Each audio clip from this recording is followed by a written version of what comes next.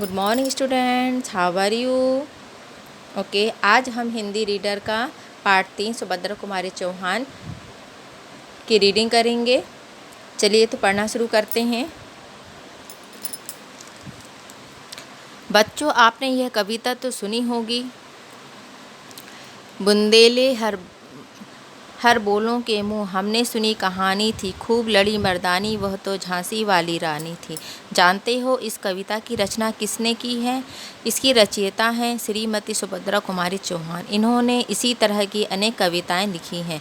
सुभद्रा का जन्म सन 1904 ईस्वी में प्रयाग के निहालपुर मोहल्ले में ठाकुर रामनाथ सिंह के घर हुआ। इनकी मां का नाम धीराज कुंवर था। 5 वर्ष की उम्र में इनको स्कूल में भर्ती किया गया। इस अपनी तीक्ष्ण बुद्धि और काव्य प्रतिभा के कारण वे अपनी अध्यापकों की चहेती बन गई।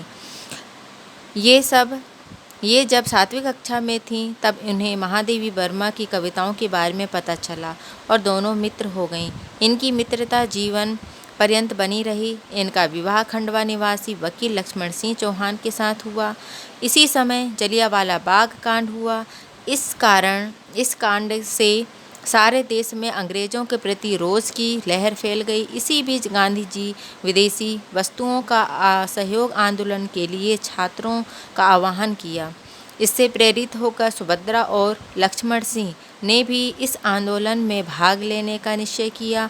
सुभद्रा कुमारी चौहान ने राष्ट्रीय आंदोलन में जी जान से योगदान दिया। उनके भाषण बहुत जोशीले होते थे तथा वे बीच बीच में कविताएं भी सुनाती थीं। विजयनी माँ के वीर पुत्र पाप से असहयोग ले ठान, गूंजा डाले स्वराज की तान और सब हो जाएं बलिदान। बड़ी संख्या में लोग उन्हें सुनने आते थे। एक बार अंग्रेज सरकार ने उन्हें गिरफ्तार कर लिया। तब वे गर्भवती थी, फिर भी उन्होंने जेल के कष्ट सहे, जिससे उनकी तबीयत खराब होती गई।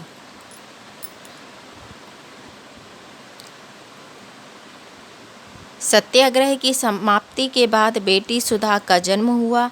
उसके बाद अजय और विजय दो पुत्रों का जन्म हुआ। इसी समय उन्होंने कविता संग्रह मुकुल पर शेक्सपियर पुरस्कार मिला। पद्मलाल पुन्नालाल बख्शी तथा नर्मदा प्रसाद खरे के अनुरोध पर उन्होंने कहानियाँ लिखना आरंभ किया, जिनके संग्रह बिखरे मोती को छपवाने के लिए सुभद्रा को इलाहाबाद जाना पड़ा। इस संग्रह पर इनको पुनः शेक्सपियर पुरस्कार मिला। इसी समय वहाँ नरेंद्र शर्मा, केदारनाथ अग्रवाल तथा शमशेर बहादुर सिंह से इनका संपर्क हुआ, जो इनको मौसी कहा करते थे। सुभद्रा जब भी इलाहाबाद जाती अपने बाल सखी महादेवी से अवश्य मिलती थी। उनसे मिलकर उनको बचपन साकार हो उठता था। असहयोग आंदोलन समाप्त होने पर सुभद्रा समाज सेवा के कार्यों में भाग लेने लगी। वह पुनः कविताएं लिखने लगी, किंतु कविताएं घरेलू जीवन से संबंधित होती या बच्चों के लिए अधिक होती थीं। जैसे उनकी कविताएं हैं, जैसे मैं बचपन को भुला रही थी, बोल उठी बिटिया मेरी, माँ आओ माँ ओ कहकर बुला रही थी, मिट्टी खाकर आई थी, कुछ मुंह में कुछ लिए हाथ में मुझे खिलाने आई थी, तथा यह कदम का पेड़ अगर माँ होता यमुना तीरे, मैं भी उस पर बैठ कन्हैया बनता धीरे धीरे। ओके, ये उनकी कविताएं थी। सन 1936 में ये मध्य प्रांत असेंबली की जबलपुर महिला सुरक्षित सीट से विधानसभा सदस्य निर्वाचित हुई। ये साहस और करुणा की प्रतिमूर्ति थी। इसी तरह तरह की सहायता के लिए लोग उनके पास आते थे। उन्होंने एक अनाथ बालिका को भी अपने यहाँ आश्रय प्रदान किया। उनकी बेटी सुधा का विवाह प्रेमचंद्र के बेटे अमृत राय से हुआ। लगातार दूसरी बार सुभद्रा जबलपुर विधानसभा सीट से चुनी गई और मध्य प्रांत असेंबली पहुंची। इसी बीच 30 जनवरी 1948 को गांधी जी की मृत्यु का समाचार मिला। जिससे उन्हें गहरा आघात लगा।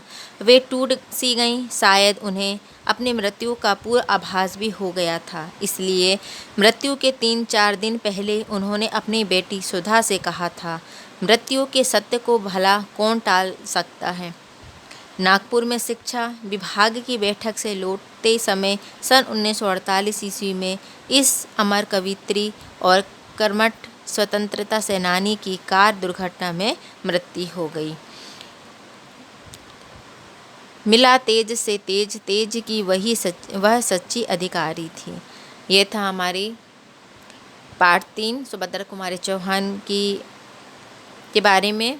उनका जन्म, उन्होंने स्वतंत्रता आंदोलन में भाग लिया, असहयोग आंदोलन में भाग लिया, है ना। उन्होंने कुछ प्रमुख कविताओं के बारे में बताया, जैसे झांसी की रानी उनकी फेमस कविता थी।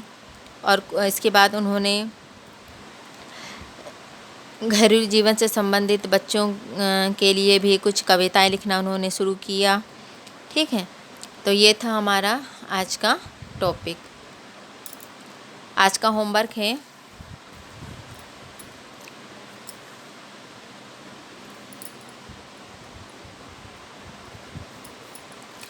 सही जोड़ी बनाइए। Okay, thank you.